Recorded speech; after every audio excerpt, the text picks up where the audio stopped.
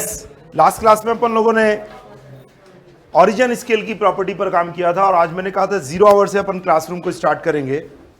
मतलब सबसे पहले हम डिस्कस कर रहे हैं सेंट्रल टेंडेंसी। सेंट्रल, दो वर्ड्स बने, सेंट्रल टेंडेंसी। सेंट्रल मतलब मिड, बीच का। और सबसे पहले इंपॉर्टेंट क्वेश्चंस बनता है यहां पर कि हम सेंट्रल में फाइंड क्या करते हैं। तो दो चीजें फाइंड होती है, एक सेंट्रल वैल्यू और एक लोकेशंस। इसका मतलब यह हुआ कि एक तो हमारे पास न्यूमेरिकल सेंस होगा, वैल्यू मतलब न्यूमेरिकल, वैल्यू न्यूमेरिकल्स में आती है, लेकिन एक लोकेशन, लोकेशन का मतलब तो न्यूमेरिकल नहीं हुआ, ये तो प्लेस हुआ, ये तो प्लेस हुआ। इसका मतलब हमारे पास सेंट्रल टेंडेंसी में दो तरह की चीजें फाइंड होने वाली है, एक सेंट्रल वैल्यू फाइंड होने वाली है, एक सेंट्रल लोकेशन फाइंड होने वाली है। इसका मतलब जब सेंट्रल वैल्यू की बात करेंगे, ये एक न्यूमेरिकल नंबर होगा, डेफिनेटली इसके लिए कोई मेथोलॉजी होगी जिसका यूज करते हुए हम इसको कैलकुलेट करेंगे। लेकिन जब लोकेशन की बात आती है ना, तो लोकेशन का मतलब होता है पोजिशनल मेजर, जहां पर प्लेस देखा जाता है। क्या देखा जाता है? प्लेस देखा जाता है, ठीक है ना। और अपन सब जानते हैं मीडियन के अंदर हम यही करते हैं, ठीक है। इसका मतलब सबसे पहली बात हम सेंट्रल टेंडेंसी में फाइंड क्या करेंगे? Central value and central location. क्या फाइंड करेंगे? Central value and central location. अब यहां पर आता है क्वेश्चन कि भाई टाइप्स ऑफ सेंट्रल टेंडेंसी कितना, तो उसका आंसर आता है 3। वो कौन कौन सा हुआ? मीन, मीडियन और मोड। मीन, मीडियन और मोड। वैसे हायर स्टडीज में सबको मीन बोला गया है, मीडियन और मोड तो हमने बाद में सेग्रीगेट किया, नहीं तो हायर स्टडीज में सबको एक ही चीज बोली जाती है। Yes, good morning. तो आपको ध्यान क्या रखना है कि वैसे सबको मीन बोला गया, लेकिन हम डिफरेंशिएट करते समय, चूंकि मीन जब बात आती है, मीन ये सेंट्रल वैल्यू के लिए यूज होता है, मीडियन लोकेशंस के लिए यूज होता है, मोड मैक्सिमम डेंसिटी के लिए यूज होता है। इसका मतलब टाइप्स ऑफ सेंट्रल टेंडेंसी जब भी पूछे तो अपने को पता होना चाहिए 3। नाम याद हो तो अच्छी बात है, नहीं हो तो और अच्छी बात है, क्योंकि नाम नहीं पूछता, नंबर पूछता है। Types of central tendency is 3। फिर आता है दूसरा question, types of mean is 3। Types of mean is 3। कौन कौन सा हुआ? अर्थमेटिक मीन, ज्योमेट्रिकल मीन और हार्मोनिक मीन। पूरी स्टैट्स में जब भी मीन की बात आती है और अगर कोई रेफरेंस नहीं है, तो मीन हमेशा किसके रेफरेंस में आता है? अर्थमेटिक मीन के रेफरेंस में आता है। अर्थमेटिक मीन के रेफरेंस में आता है। अगर कहीं भी मीन लिखा तो यस, यस, संचित, गणपति बापा मौर्य, यस, हाँ, अनुज, श्रेष्ठी। तो अपने को ध्यान में रखना है कि यहां पर मीन क्या हो जाएगा? मीन हो जाएगा हमारे पास अर्थमेटिक मीन। मीन जब भी रेफर करेगा, किसको रेफर करेगा? अर्थमेटिक मीन को करेगा। इसका मतलब types of central tendency 3, types of mean 3, ठीक है। लेकिन आप कहेंगे सर ये इतना इंपॉर्टेंट क्वेश्चन कैसे हो गया जिसके लिए आप इतना फोर्स करते हैं? देखो, इसके पीछे रीजन ये है कि जब सेंट्रल टेंडेंसी हम पढ़ते हैं तो हम इस ऑर्डर में पढ़ते हैं। हमारा जो ऑर्डर बनता है वो ये रहता है पढ़ने का, और चूंकि पढ़ते पढ़ते हम इतना इन्वॉल्व हो जाते हैं, हमें पता ही नहीं पड़ता कि सेंट्रल टेंडेंसी 3 थी कि 5 थी। नहीं भाई, टाइप्स ऑफ सेंट्रल टेंडेंसी 3। हम ये सही है कि इन 5 टॉपिकों की स्टडी करेंगे इस चैप्टर में, लेकिन टाइप्स ऑफ सेंट्रल टेंडेंसी कितना? 3। टाइप्स ऑफ मीन कितना? 3। और जब भी अर्थमेटिक मीन की बात आती है, मीन रेफरेंस अगर करता है तो किसको करता है? अर्थमेटिक मीन को, ठीक है। लेकिन अगर मान लो हम कंपेयर किससे कर रहे हैं? मीडियन और मोड के कंपैरिजन में आपको एएम, जीएम, एचएम के बारे में पूछा जाए तो हम तीनों को भी मीन बोलेंगे, यस बोलेंगे। लेकिन अगर एएम, जीएम, एचएम खुद में कंपटीशन हो रहा है तो मीन कौन? तो एएम। ध्यान से समझना मेरी बात को। यहां पर कई बार बच्चों को लगता है कि सर करेक्ट आंसर तो वो था ना। नहीं, करेक्ट आंसर से नहीं होता, हमारे यहां ऑप्शन से होता है। आपके पास ऑप्शन क्या है? आप कंपेयर किससे कर रहे हो? यस, ये सबसे इंपॉर्टेंट बात होती है। हमने मीन कहा, मीन तो तीनों ही है, लेकिन जरा सोचो, ऑप्शन में आ जाए एएम, जीएम, एचएम, अब तीनों में से मीन को किसको बोलोगे? तो एएम, तो एएम, क्योंकि चौथा ऑप्शन तो नन ऑफ दीस का है, ऑल ऑफ दीस का नहीं दिया उसने। लेकिन अगर मान लीजिए ए ऑप्शन में दिया मीडियन, दूसरे में दिया मोड, तीसरे में दिया एएम, जीएम, एचएम और चौथे में दिया नन, तो अब आंसर कौन चला गया? एएम, जीएम, एचएम चला गया। बात समझ में आई ना? और ये क्वेश्चंस हमारे एक पेज से दूसरे पेज में ऐसे ही क्वेश्चन मिलते हैं और बच्चे को लगता है अरे सर आपने वहां तो ऐसा बताया था, अब ये पढ़। यस, समझने की बात क्या है, यहां पर इंपॉर्टेंट क्वेश्चंस नहीं होता, ऑप्शंस होते। आपको यहां पर करेक्ट नहीं ढूंढना होता है, 4 में से अप्रोप्रिएट ढूंढना होता है, 4 में से अप्रोप्रिएट ढूंढना होता है, करेक्ट नहीं। हम करेक्ट पर काम करने का सजेशंस नहीं देते, 4 में से जो बेस्ट है उस पर आंसर पे काम करो। कई बार यहां पर फंडामेंटल्स पर भी ऑब्जेक्शंस आ जाता है, लेकिन यहां पर हम कहते हैं 4 जो ऑप्शंस है उसके अकॉर्डिंग वर्किंग होनी चाहिए, ठीक है। तो चलिए अब सबसे पहला टॉपिक शुरू करते हैं अपन, अर्थमेटिक मीन। सबसे पहले डेटा कैसा था, राम की हाइट, श्याम की हाइट, गीता की हाइट, सीता की हाइट, अपने को सबकी हाइट दी गई, यस, सारे ऑब्जर्वेशन दिए गए। मतलब सबका नाम मैंने बोला, फिर मैंने उनकी हाइट बोली, सबका नाम और हाइट। इसका मतलब ये डाटा कैसा हुआ, इंडिविजुअल डाटा हुआ। कैसा हुआ भाई, इंडिविजुअल हुआ। इसका मतलब हर एक का नाम पहले बोला, उसके बाद मैंने उनका ऑब्जर्वेशन रखा। इसका मतलब ऐसे ऑब्जर्वेशन का अगर मीन निकालना है तो मैं क्या करूंगा, इन सब को मैं क्या करूंगा, सम करूंगा, x1 plus x2 plus x3 plus and so on xn, number of term से मैंने क्या कर दिया, डिवाइड कर दिया। इसका मतलब मीन क्या आ गया भाई, समेशन x अपॉन n। आप जिसको सिग्मा बोल रहे हैं उसको समेशन बोल रहा हूं, क्योंकि इसी को समेशन बोला गया है, यस। तो summation x upon n, sigma x upon n भी बोल सकते हैं, लेकिन सिग्मा अपने को समझना पड़ेगा। सिग्मा अपन इसको नहीं बोलते हैं बेटा, सिग्मा इसको बोलते हैं, और इसका मतलब स्टैंडर्ड डिवीजन होता है, इसका मतलब स्टैंडर्ड डिवीजन होता है। तो क्यों नहीं आज से ही हमारी प्रैक्टिस हो जाए, कुछ समय के लिए बोलना चाहे कोई दिक्कत नहीं, एग्जामिनर आपकी आवाज नहीं सुनने वाला है, मीनिंग समझना आपको है, ठीक है ना। तो ये आपको ध्यान रखना है, बात समझ में आ गई। इसका मतलब मीन का फॉर्मूला क्या बना, summation x upon n, final, yes. अब जरा कॉपी पेन सब अपने पास रेडी चाहिए, क्योंकि कैलकुलेशन अभी तुरंत आने वाली है मेरे पास, ठीक है। तो अपने को ध्यान रखना है। अब बात आती है कि इस पर क्वेश्चंस कैसे आते हैं, क्वेश्चंस कैसे आते हैं। जब भी मैं कैटेगरीज बोलता हूं, इसका मतलब आईसीआई का पेपर शुरू हो गया, मतलब एग्जामिनेशन में जैसी कैटेगरीज मैंने बोली वैसे क्वेश्चंस आते हैं, ठीक है ना। तो आपको ध्यान रखना है। देखो जरा, आपके पास ऑब्जर्वेशन दिया, फर्स्ट कैटेगरी का क्वेश्चन कैसा होगा, 1 2 3 4 5, 1 2 3 4 5, 1 2 3 4 5, आगे चले जाओ, वहीं चले जाओ आगे बेटा, कैमरे के नीचे से 1 2 3 4 5। इसका मतलब ये हुआ, इसका मतलब ये हुआ कि यहां पर आपके पास ऑब्जर्वेशंस गिवन है, ऑब्जर्वेशन दिया है 1 2 3 4 5, और मीन निकालना है, 5 से डिवाइड कर दोगे तो कितना आ जाएगा, ये आ जाएगा 15 अपॉन 5, मतलब 3। अब एक इंपॉर्टेंट पॉइंट यहां समझना होता है। आप कहेंगे सर कोई बड़ी कैलकुलेशन तो नहीं है, लेकिन इसमें एक बड़ा इंपॉर्टेंट फंडामेंटल छुपा हुआ है। देखो जरा, मान लो ऑप्शंस दिए होते 5.5, 0.5, 2.5 और 3। बात समझ में आई। इन ऑप्शंस के साथ अगर ये क्वेश्चंस होता तो मैं 2 ऑप्शंस तुरंत हटा देता, यस, नॉट अलाउड। क्यों, क्योंकि ये फंडामेंटल के आंसर्स नहीं है। मुझे कहा गया 1 2 3 4 5 का मीन निकालना है, इसका मतलब मीन का आंसर 1 से 5 के बीच में ही होना चाहिए था। 5.5 और 0.5 अलाउ नहीं है, ये दोनों कभी भी नहीं हो सकते। 4.999 चलेगा, ये फंडामेंटल है, लेकिन 5.5 नहीं चलेगा, 5.01 भी अलाउ नहीं है। इसका मतलब ये हुआ कि mean, median, mode, geometrical mean, harmonic mean, इन सब का आंसर किसके बीच में होगा, 1 to 5 के बीच में होगा। चाहे हम किसी को भी कैलकुलेट कर रहे हैं, चाहे हम किसी को भी कैलकुलेट कर रहे हो। बात समझ में आई ना, यस, ये है फंडामेंटल, ये आपको समझना होता है। क्या होता है, कई बार हम ऑप्शंस पर जब काम करना शुरू करते हैं तो रॉन्ग ऑप्शंस कभी मत लो, फंडामेंटल्स पर जो है उसको एक्सेप्ट करो, नहीं तो बहुत गड़बड़ हो जाएगी। इसका मतलब अपने को पता लग गया कि आंसर्स कैसे लिए जाते हैं, यस, ये हमारी नॉलेज में चाहिए। इसका मतलब अर्थमेटिक निकालना कोई मुश्किल है क्या, निकाल सकते हैं। अब कई बार बच्चे कहते हैं अरे सर इतना आसान भी कोई क्वेश्चन आता है क्या।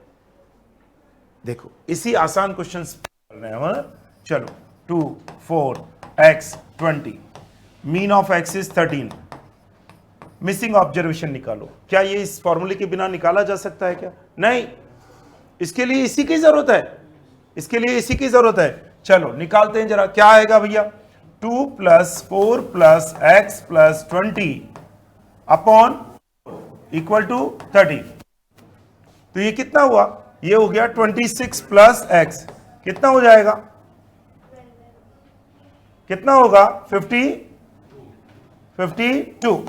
तो x बराबर 52 माइनस 26 कितना आ गया? 26। यस, चेक करो, 13 इंटू 4 इतना ही होता ना? Yes, 52 minus 26। यस, तो x कितना आ गया? 26। पता लग गया? मिसिंग ऑब्जर्वेशन निकालना। अब आप निकाल सकते हैं कि नहीं निकाल सकते हैं? कर सकते हैं ऐसे क्वेश्चंस? यस, यस या नो?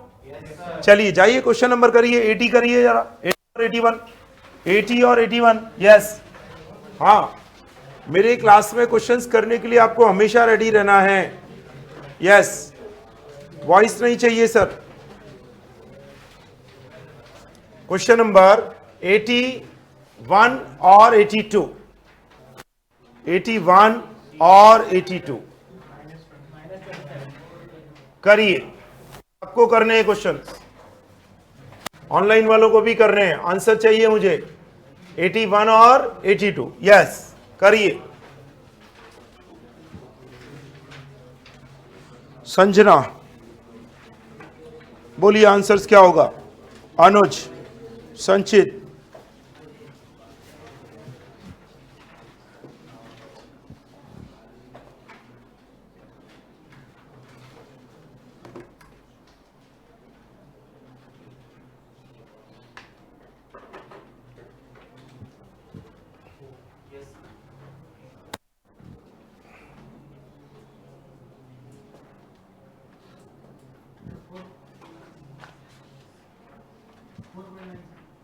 कितना है सर? 4.9।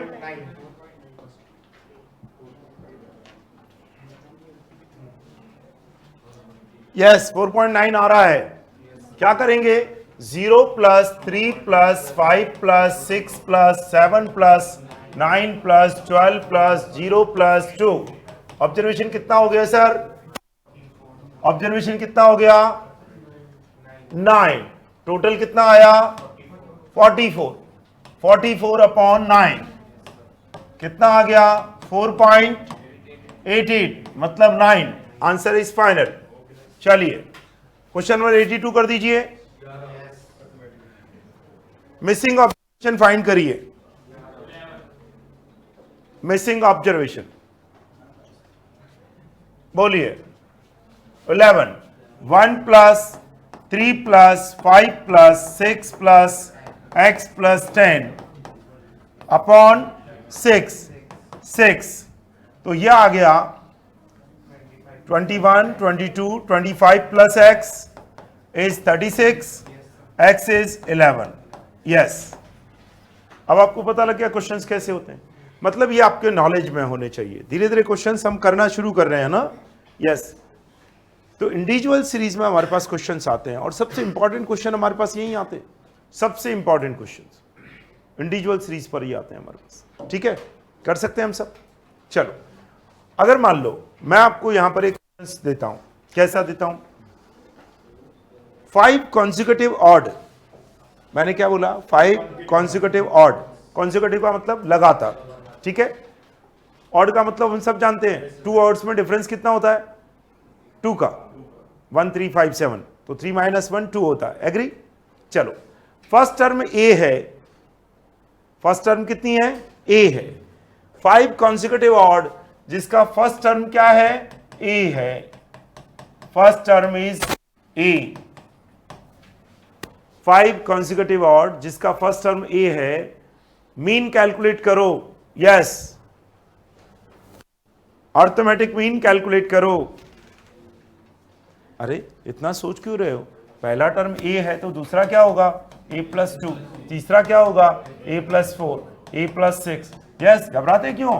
क्वेश्चंस को सेलिब्रेट करना शुरू करो। Yes, a plus 2, a plus 4, a plus 6 और a प्लस 8। फटाफट करो।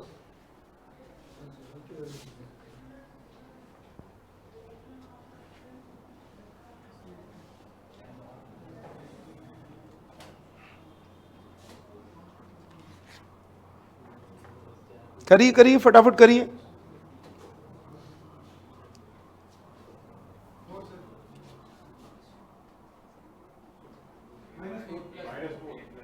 A+4 एक करेक्ट आंसर आया। और कोई? हाँ यस, एकदम करेक्ट आंसर आना चाहिए, एकदम करेक्ट।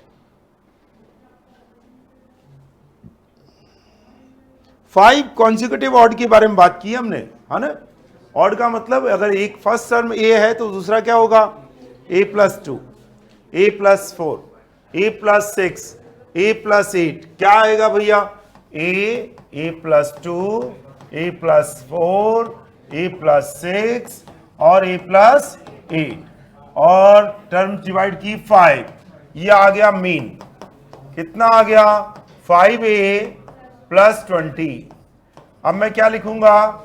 5A/5, 20/5। तो मीन ऑफ x कितना आ गया? A+4।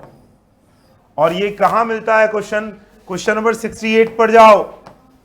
यस, क्वेश्चन नंबर 68 पर जाओ, आपका क्वेश्चन मिल जाएगा, ठीक है ना। यस, एग्जाम में ऐसे ही क्वेश्चन आते हैं बेटा। और इसके लिए मैंने फर्स्ट कैटेगरी कराई, वो इंपॉर्टेंट हुई कि नहीं हुई? यस, आपको कैलकुलेशन हमेशा उसी मेथड से करना है। मिला क्वेश्चन? यस, मतलब अभी तो हमने कहा ना कि क्लास शुरू होते ही हमारे क्वेश्चन होना शुरू हो जाएंगे, ये बात मैंने कल ही बता दी थी। और आपने देखा कल आपने ढेर सारे क्वेश्चन किए थे, ढेर सारे क्वेश्चन। सोच भी नहीं सकते कि फर्स्ट डे की क्लास में इतने क्वेश्चन हो सकते हैं।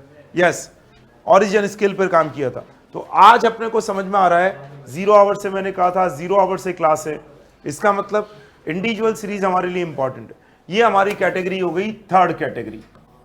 आपने देखा फर्स्ट कैटेगरी का क्वेश्चन किया हमने फर्स्ट कैटेगरी का क्वेश्चन किया, हमने सेकंड कैटेगरी का क्वेश्चन किया, हमने थर्ड कैटेगरी का क्वेश्चन किया। क्या इतना काफी है क्या? नहीं, अभी हमारे पास फोर्थ कैटेगरी है, वर्ड प्रॉब्लम, और इसके क्वेश्चन हमारे यहां सबसे इंपॉर्टेंट होते हैं। देखो जरा फोर्थ कैटेगरी, अब ध्यान से सुनना क्वेश्चंस को, बहुत अलर्ट होकर। जयपुर शहर में मंडे टू सैटरडे एवरेज बारिश हुई 4.5 सेंटीमीटर। सबको समझ में आया? मंडे टू सैटरडे एवरेज बारिश हुई 4.5 सेंटीमीटर। संडे को इतनी जम के बारिश हुई कि एवरेज बढ़कर के हुआ 6 सेंटीमीटर। यस, दोबारा सुनो, मंडे टू सैटरडे एवरेज बारिश कितनी हुई? 4.5 सेंटीमीटर। संडे को कितनी जम के हुई कि एवरेज कितना हो गया? 6 सेंटीमीटर। बताओ संडे को कितनी बारिश हुई? यस, फटाफट निकालिए।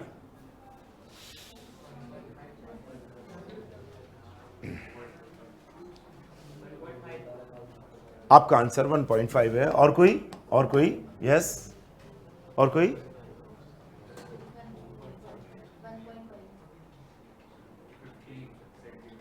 Very good, excellent answer, 15 centimetre. Yes yes, मुझे मेरे टीचर ने सिखाया कि जब कभी कोई क्वेश्चन समझ नहीं आए क्या करना है, उस समय ये देखो कि उसमें दिया क्या है, गिवन क्या है। आपको एवरेज दिया है, आपको एक्स बार दिया है 4.5 सेंटीमीटर। यस, एक्स बार दिया है। यस, आप बताइए मंडे से सैटरडे में दिन कितने होते हैं? 7। अरे भाई पूरी दुनिया के कैलेंडर बदलने पड़ जाएंगे। 6 होते हैं बेटा। 6 डे का टोटल आया 6 × 4.5। अच्छा, वो आपसे मंत्र नहीं पूछा, गड़बड़ मुझे, सारा कैलेंडर बदलना पड़ा मुझे। यस, और देखो ये हुआ 6 का। अब देखो, अब एवरेज कितना है? 6। कितने दिन का है ये? 7 डेज का। संडे इंक्लूड हो गया, तो संडे इंक्लूड हो गया तो कितना आ गया? 7 × 6, 42 सेंटीमीटर। अब 42 आपको दिया है, 27 पता लग गया, तो संडे को कितनी बारिश हो गई? 15 सेंटीमीटर। जरा सोचो, मंडे से सैटरडे, मंडे से संडे, और आपके पास ये 27 है, ये 42 है, तो ये कितना आएगा? 42 - 27 कितना? 15 सेंटीमीटर। बात समझ में आई? तो एग्जाम में करने की टेक्निक्स क्या लेनी, इतना सब कुछ नहीं करना है एग्जाम में। एग्जाम में हमारे शॉर्टकट्स ही चलते हैं। वो कैसे चलते हैं? उसने जैसे ही बोला मंडे टू सैटरडे 6 से मल्टीप्लाई करो, उसने जैसे ही बोला संडे इंक्लूड हो गया 7 से मल्टीप्लाई करो, आंसर सेलिब्रेट हो गया। क्योंकि वो ये सारे मेथड को देखने वाला नहीं है, उसकी आइज पर पट्टी बंधी हुई है। क्यों? क्योंकि वो तो ओमार शीट को देखेगा, मेथड थोड़ी देखेगा। नहीं ना, तो मेथड तो कुछ भी करें हम। यस, और यही कारण है कि हमारे यहाँ पर बड़े स्ट्रॉन्ग फंडामेंटल के शॉर्टकट्स हम बच्चों को सिखाते रहते हैं कि आप शॉर्टकट्स पर काम करिए। ठीक है, 21 आ रहा है, 21 नहीं आएगा सर। हाँ, यस, वेरी गुड संचित, तुमने एकदम करेक्ट किया। 15 आएगा, yes, very good very good. अब पता लग गया क्वेश्चंस कैसे करते हैं। अब बताओ, अगर ऐसा क्वेश्चन दोबारा आए तो कर लेंगे क्या आप सब? सोच लो। यस, रेडी है ना? घबराओ मत, जो मैंने बोला बस वो करो। एवरेज मिलेगा, तुरंत सोचो कितना नंबर का एवरेज है। दूसरा एवरेज मिलेगा, कितने नंबर का है। अब वो क्या पूछ रहा है, क्वेश्चन को रीड करो। ठीक है, करेंगे। यस, क्वेश्चन नंबर 70 पे पधारो। 70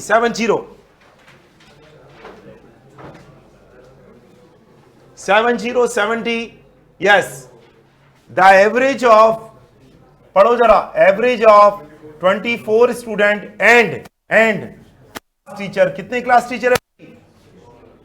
कितने क्लास टीचर हैं? एक ही है ना, तो 24 और एक कितना हुआ? Very good. और एवरेज कितना दिया है? वेरी गुड, सेलिब्रेट कर दो जरा। कितना आया? 400। ठीक है, उसके बाद क्या बोला? If the class teacher age is excluded, number कितने बच गए? 24। Very good. और एवरेज कितना रह गया? 1 से रिड्यूस हो गया, मतलब 15 रह गया। पहले 16 था, अब कितना रह गया? 15। सॉल्व कर दो, आंसर आ गया हाथ में तुम्हारे। यस, घबराओ मत, क्वेश्चन हो गया। और कैलकुलेशन से बेटा घबराना बिल्कुल नहीं है ना। हाँ, अगले नेक्स्ट जब तक स्टेट्स रहेगी तब तक मैं बहुत फास्ट बना चुकूंगा आपको। यस, पक्का वाला। 40, वेरी गुड। 40 एकदम सही। ठीक है, यस, 40 आ गया ना। कैसे किया देखो जरा, आपको एवरेज दिया 16 ईयर, कितने का है? 24 प्लस 1 25 का, 400। अब एवरेज रिड्यूस हुआ 1 से और टीचर को छोड़ दिया तो कितना आ गया? 360। और आपसे पूछ रहा टीचर का एज बताओ। ये तो सिंपल क्वेश्चन हो गया, 40 ईयर। ठीक है, ऑनेस्टली बताओ किस किस से अभी तक नहीं हुआ? यस। दूसरा क्वेश्चन आप सबसे पहले ट्राई करेंगे, है ना, सबसे पहले, और ये पक्का है कि आपसे हो जाएगा। दोबारा समझ लो क्वेश्चन को। वो बोलता है the average age of 24 student and class teacher. 24 और क्लास टीचर मिला के कितना हो गया? 25। और एवरेज कितना है? 16। कैलकुलेटर है क्या? नहीं है ना। हाँ, कल मैंने क्लास में कहा था, आप नहीं थे, मुझे पता है। ठीक है ना। हाँ, रोज रखो कैलकुलेटर। मेरी शॉप नहीं है, मैं उसका ऐड नहीं कर रहा हूं। यस, कैलकुलेटर अभी से वो रखो जो एग्जाम में ले जाने वाले हो, मोबाइल नहीं। आप कुछ समय तक ले आओ, कोई दिक्कत नहीं, लेकिन बेटा एग्जाम के लिए अभी से प्रैक्टिस होनी चाहिए, फर्स्ट डे से।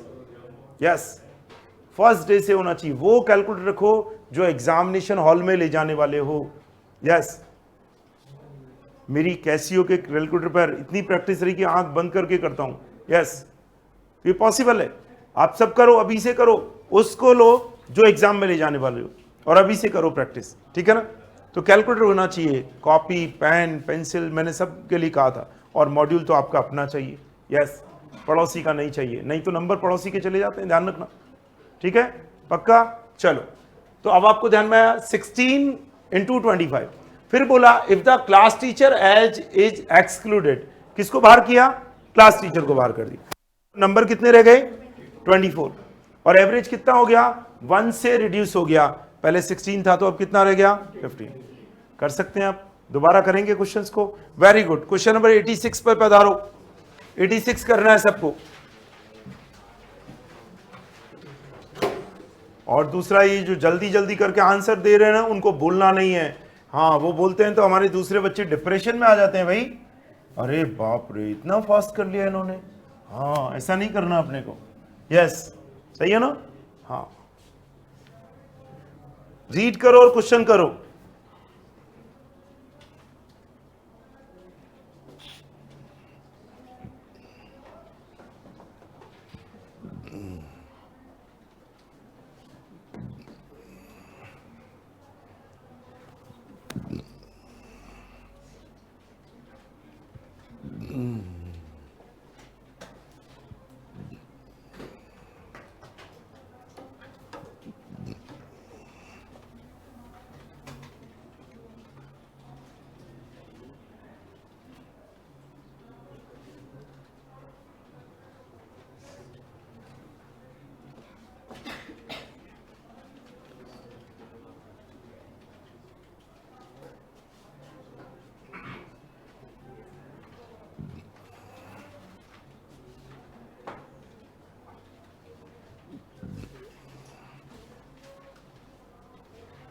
हो गया बेटा?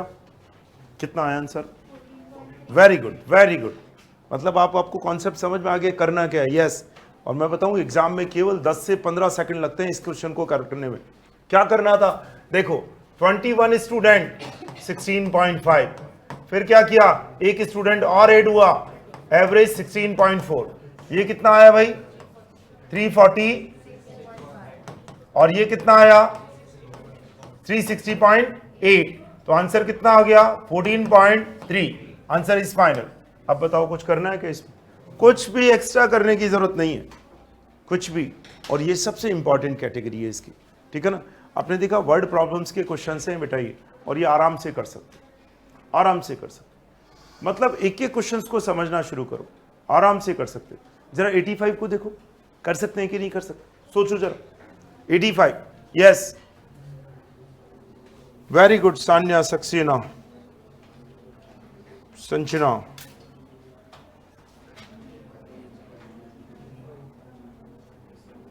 सृष्टि, प्रिया, अनुज, आलिशा, यस, कर सकते हैं ना हम सब? आ गया आंसर? कितना आंसर आया? अरे वाह, वेरी गुड। इस बार तो मैंने भी रीड नहीं किया, आपने कर भी लिया क्वेश्चन। क्या बोल रहा है वो क्वेश्चन में? The mean of 5 number is 27। The 1 number is excluded, मतलब 4 नंबर रह गए। Mean is 25। तो 27 into 5 is 135. 25 into 4 is 100. Answer is 35। आप बताओ कर सकते हो कि नहीं कर सकते? ठीक है ना। मतलब आप धीरे धीरे आराम से कर सकते हैं। यस, सृष्टि, प्रिया, वेरी गुड। मतलब क्वेश्चन हम कर सकते हैं, है ना। तो देखो मैं एक बात बताऊं, स्टैट्स बहुत इंपॉर्टेंट है। देखो मैं आपको अभी समझा देता हूं, किसी भी सब्जेक्ट की इंपॉर्टेंस यहां पर कम नहीं है, किसी भी सब्जेक्ट की इंपॉर्टेंस यहां पर कम नहीं है।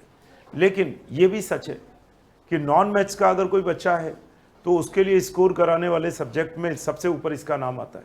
यस, ठीक है ना। ये इसलिए जरूरी है क्योंकि हमारी प्राइमरी पोजीशन सबकी एक जैसी है, सबसे पहले पास होना है और उसके बाद हायर नंबर की बात कर सकते हैं। जरा सोचो, जिसके 50 नहीं आए वो पास होगा क्या? नहीं होगा ना। तो अपना टारगेट अच्छे से बना के रखो। और इसीलिए मैं कहता हूं कि स्टैट्स का ये पूरा मॉड्यूल, वीएसआई मॉड्यूल एक्सक्लूसिव करने की बात कहता हूं मैं। नहीं तो मेरे पास ऐसी, मैंने कल टेलीग्राम का जिक्र किया ना, उस टेलीग्राम पे आप जाएंगे तो घने सारे चैट आपको उसमें दिख जाएगी, मेरे वॉइस मैसेजेस मिल जाएंगे, पीडीएफ मिल जाएंगे। और उन सबको सुनने के बाद एक बात समझ में आ जाती है कि जिस भी बच्चे ने प्रॉपर गाइडेंस को अनफॉलो किया उसका 6 मंथ का लॉस बुक तुरंत हो गया। और मैं आपको इसीलिए कहता हूं कि देखो जस्ट फॉलो करना आना चाहिए। एक्सक्लूसिव वीएसआई मॉड्यूल करो, हमारा 10 ईयर वेरीफाई करो, उसके बाद अगर टाइम बचता है और किसी को लगता है मुझे कुछ और करना है तो आईसीआई मॉड्यूल करो। और ये गारंटी मेरी कि 32 से 40 के बीच में नंबर आ जाते हैं। यस, 32 से 40, 40 में से बोले, है ना, 100 में से नहीं, 40 में से बोले। 32 मेरे ऑन साइड से, मतलब जो मैंने कह दिया वो फाइनल है। 40 आपके हाथ में है, आप उस पर कितना एफर्ट करते हैं। रटा हुआ नहीं चाहिए, कोई भी क्वेश्चन रटा हुआ नहीं चाहिए। क्यों? क्योंकि एग्जामिनर यहां पर केवल वर्ड और फिगर्स बदलने वाला है, बस इतना ही बदलेगा, उतनी चॉइस है उसके पास, इतनी छूट दे रखी है मैंने। लेकिन ये सब अंडरस्टैंड किया हुआ होना चाहिए, समझा हुआ होना चाहिए, रटा हुआ नहीं चाहिए। ठीक है, चलिए और देखते हैं जरा। इसका मतलब अब हम इस तरह के क्वेश्चंस कर सकते हैं। यस, कर सकते हैं, ठीक है ना। 1 बाय 1 ऐसे क्वेश्चंस हमारी नॉलेज में आने चाहिए। ठीक है, चलो, इसका मतलब ये क्वेश्चंस किए जा सकते हैं। ठीक है, चलो एक क्वेश्चन और लेते हैं जरा। एक क्वेश्चन और लेना अभी आपको, और बड़ा इंटरेस्टिंग क्वेश्चन, क्वेश्चन नंबर 62 सबको करना है। ये बड़ा अच्छा क्वेश्चन, इसी फॉर्मूले पर है, करिए फटाफट।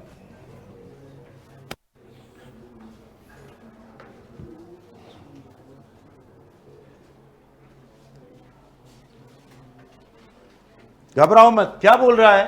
8 स्टूडेंट, एवरेज इज 152, 152 एवरेज 8 का दिया है, तो 8 का टोटल कितना आ गया?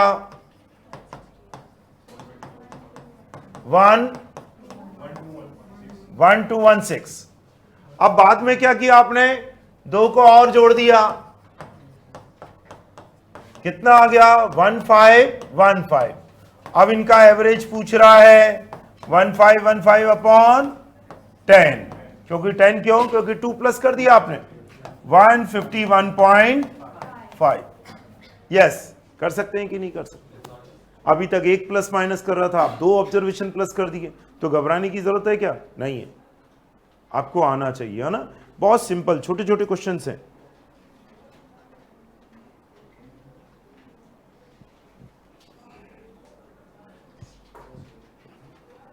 बताइए, कर सकते हैं कि नहीं कर सकते? कोई डाउट किसी को? यस, वेरी गुड, ठीक है ना। आप बताइए, कोई डाउट्स किसी को? कर लेंगे हम सब। इसका मतलब हम इंडिविजुअल सीरीज में काम कर सकते हैं, हम इंडिविजुअल सीरीज में काम कर सकते हैं। चलिए आगे प्रोसीड करते हैं। अब आइए डिस्क्रीट पर। किस पर आते हैं? डिस्क्रीट पर। डिस्क्रीट बोले तो जहां पर x के साथ साथ एफ भी दिखाई देगा, x के साथ एफ भी दिखाई देगा, मतलब रिपीटिशन काउंट हो गया यहां पर। मतलब यहां पर आपके पास x दिया हुआ है 1 2 3 4 5 और फ्रीक्वेंसी 2 1 2 3 2। मतलब क्या हुआ? फ्रीक्वेंसी का मतलब होता है कोई ऑब्जर्वेशन कितनी बार आ रहा है, उसका रिपीटिशन, उसका वेटेज कितना है। मैं चाहूं तो इसको वेट्स भी लिख सकता हूं। क्या लिख सकता हूं? वेट्स। बस फॉर्मूला क्या हो जाएगा? Summation F X upon summation F, summation F X upon capital N, summation W X upon summation W. बात एक ही है। इसका मतलब फ्रीक्वेंसी का यूज जस्ट लाइक वेट्स की तरह होता है, वेट्स का यूज जस्ट लाइक फ्रीक्वेंसी की तरह होता है। अब आपको समझ में आना चाहिए, जहां पर वेट्स नहीं लगाया, X bar is equal to summation X upon N, वो क्या था? अनवेटेड मीन था। ये क्या आ गया? वेटेड मीन आ गया। अच्छा, वेट्स की जरूरत कब पड़ी? अगर सारे ऑब्जर्वेशन एक एक बार आते तो जरूरत पड़ती क्या? नहीं पड़ती। सारे ऑब्जर्वेशन मेनी टाइम्स आते हैं तो वेट्स की जरूरत पड़ती है, फ्रीक्वेंसी की जरूरत पड़ती है। इसका मतलब हुआ हर ऑब्जर्वेशन की अनइक्वल इंपॉर्टेंस अगर होती है तो वेट्स की जरूरत होती है। तब अपने को किसकी जरूरत पड़ेगी? वेटेड मीन की जरूरत पड़ेगी। नहीं तो वेट्स की जरूरत है क्या? नहीं जरूरत है। इसका मतलब हम इसको कैलकुलेट कर सकते हैं। यस, कर सकते हैं भाई। चलो, एफ और एक्स को मल्टीप्लाई किया, 2 2 6 12 10 32 और 10, तो मीन कितना आ गया? 32 अपॉन 10, 3.2। अब बताओ, कर सकते हो कि नहीं कर सकते हो? यस, 32 का 3.2। बताइए, कोई डाउट किसी को? कर लेंगे आप सब क्वेश्चंस? करेंगे? इजी है ये, करो। 1 10 20 30 40 एंड 50। Frequency are 5 7 8 6 4। करिए, सबको करना है क्वेश्चंस।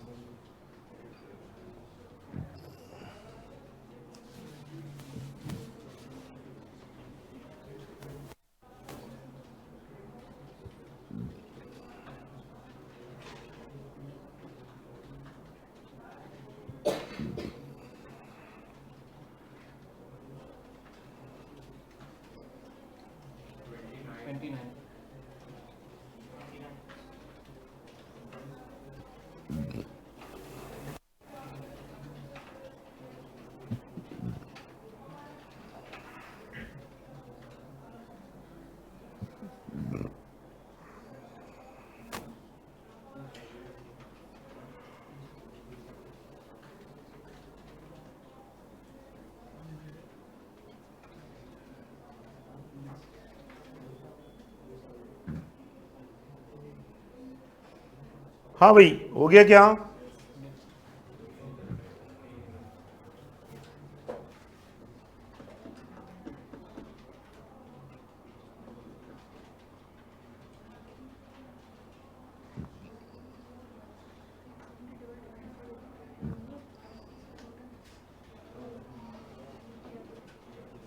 कितना आंसर आया?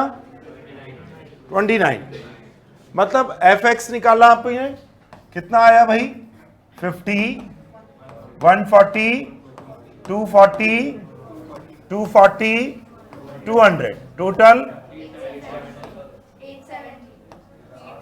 870, 870, यस, और सम 30, मीन आ गया 870 अपॉन 30, कितना आ गया 29, यस, करेक्ट, मतलब निकाल सकते हैं अपन।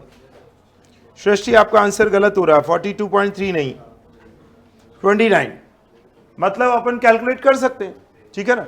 और इससे समझ में ये भी आया कि अनवेटेड और वेटेड मीन में क्या डिफरेंस है, अनवेटेड और वेटेड मीन में क्या डिफरेंस है, ठीक है। अब एक बार समझते हैं जरा कि अगर मान लो मेरे पास अगर ऐसा कोई क्वेश्चन आ जाए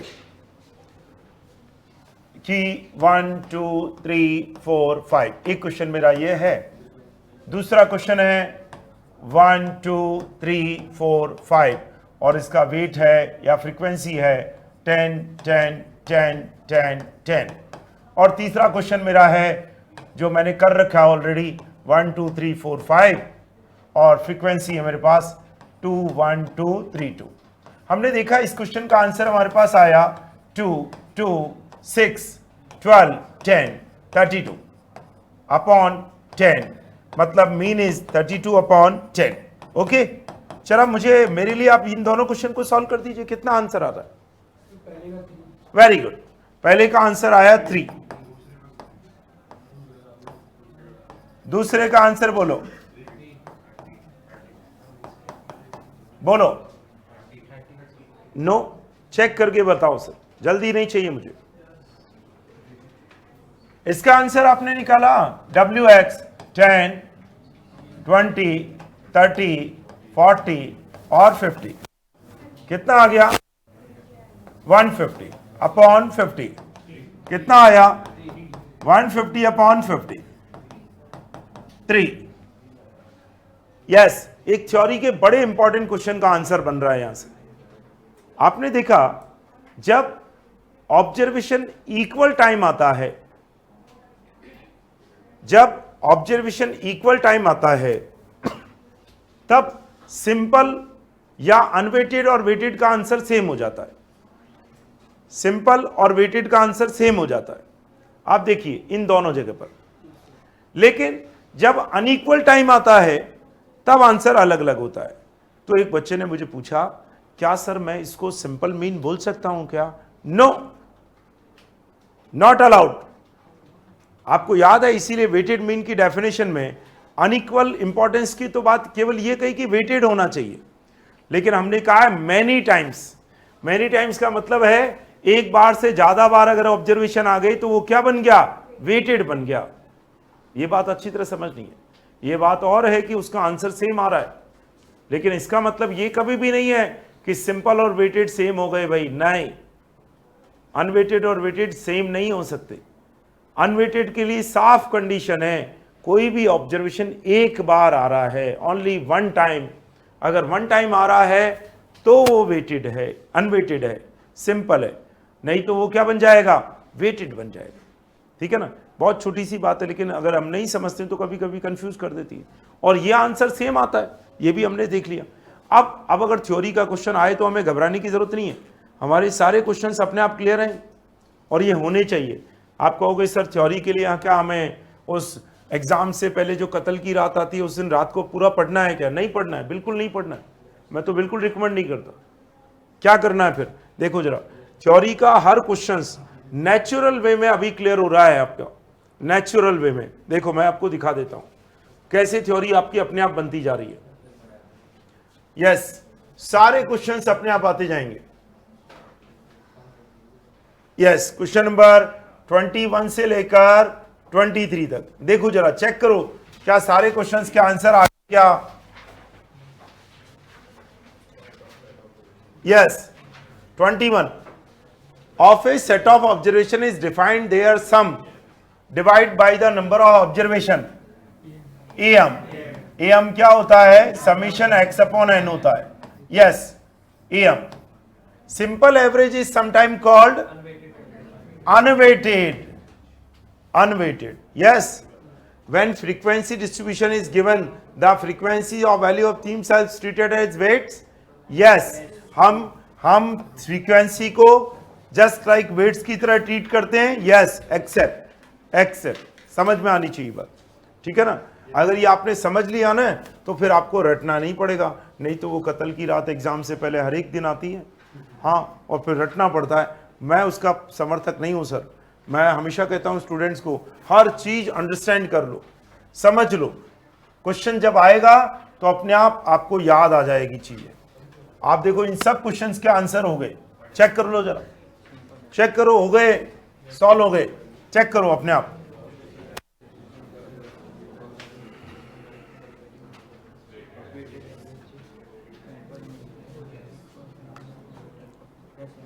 ठीक है.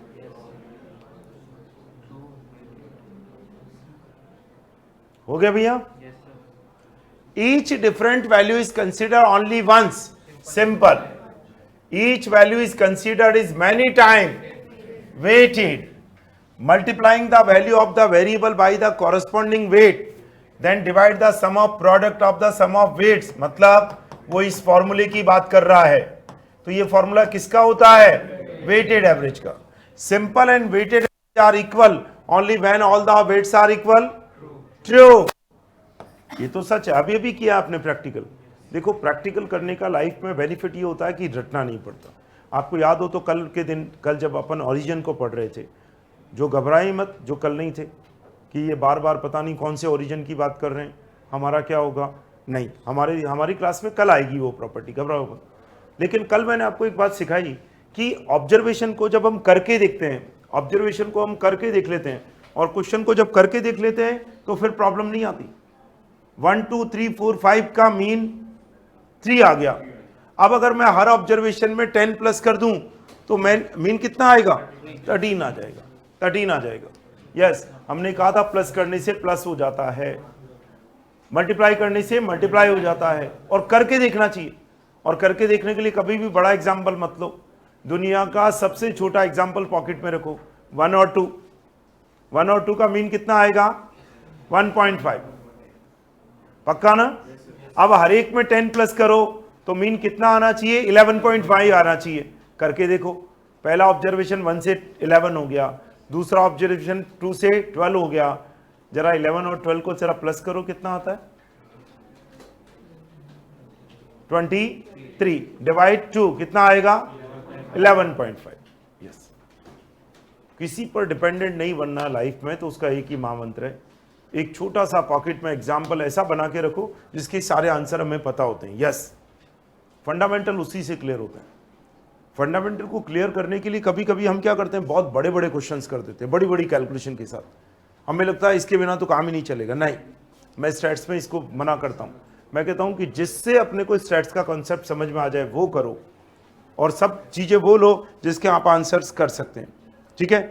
वेरी गुड अनुज, आपने सारे के आंसर्स डाल दिए यहाँ पर. ठीक है, तो आपको पता लग गया क्वेश्चंस कैसे करते हैं. कोई डाउट किसी को? आप बताओ. ऐसे क्वेश्चंस आ जाएंगे तो हम कर लेंगे, हो जाएंगे, कंफर्ट है हम लोग. ठीक है, तो आज अर्थमेटिक मीन पे काम किया है. अब बात आती है, कई बार बच्चे पूछते हैं सर हमारा होमवर्क कुछ नहीं है. जब तक आपको इंस्ट्रक्शन नहीं मिला उस VSI मॉड्यूल को अभी हाथ भी नहीं लगाना. स्टैट्स में क्लासरूम में जितना होता है बस वो क्वेश्चन कर सकते हो. हाँ, मेरी क्लास के लिए क्लियर इंस्ट्रक्शन निकलते हैं. गलती से कोई कल मेरे पास क्वेश्चन ले आया कि सर क्वेश्चन नंबर 5 का क्या होगा, मैंने तो कहा ही नहीं था. यस, कहा था क्या? नहीं कहा था. तो आप कंफ्यूज होते हो तो उसकी रेस्पॉन्सिबिलिटी आपकी. जिस दिन मैं आपको अलॉटमेंट देता हूं कि आज क्वेश्चन करने 1 to 86, उस दिन आपको करने हैं. ठीक है ना. उसके सेकंड डे मैं सारे क्वेश्चंस ले लेता हूं, लेकिन तब तक पता लगता है कि बच्चे के सारे क्वेश्चन ऑलरेडी हो चुके होते हैं, इसलिए डाउट्स नहीं आता. ठीक है ना. फिर भी आता तो वेलकम उसके लिए. ठीक है ना. तो जब तक आपको इंस्ट्रक्शन नहीं मिलता तब तक नहीं करना है. क्यों? इसके पीछे एक बड़ा लॉजिक है. आप जो 11th 10th 11th 12th में स्टैट्स पढ़ करके आए हैं, मीन मीडियन मोड, उस फंडामेंटल में और मेरे यहाँ के फंडामेंटल में रात और दिन का डिफरेंस है. डे नाइट के डिफरेंसेस है हमारे यहाँ पर. इसलिए अगर आपने गलती से पुरानी नॉलेज से कुछ कर लिया और एक नया कंफ्यूजन हो गया तो उसको इरेज करना बहुत मुश्किल होता है. जरा देखो, ओमार शीट में आप ब्लैक कर दो जरा पेंसिल से, फिर आप कितना ही इरेजर चला लो, वो आपका ब्लैक स्पॉट लगा ही रहता है. दिखाई देता है कि आपने पहले इसको ब्लैक किया था, फिर आपने इरेज किया है। और एग्जाम में कई बार इसका लॉस हो जाता है। क्यों?